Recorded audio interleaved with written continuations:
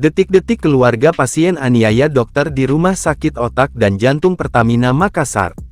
Viral di media sosial, seorang dokter jaga dipukul keluarga pasien di Rumah Sakit Otak dan Jantung RSOJ Pertamina Makassar, Sulawesi Selatan.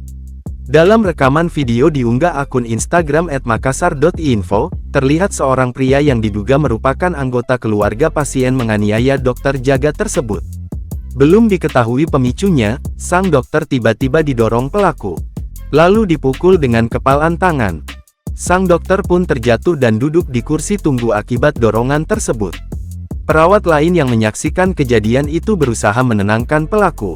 Namun, setelah dilerai, keluarga pasien tampak emosional kembali mendorong dokter tersebut.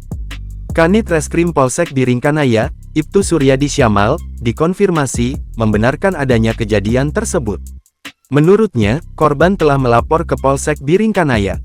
Sudah melapor di kantor dan sudah di BAP, berita acara pemeriksaan, sama penyidik, kata Ibtu Suryadi.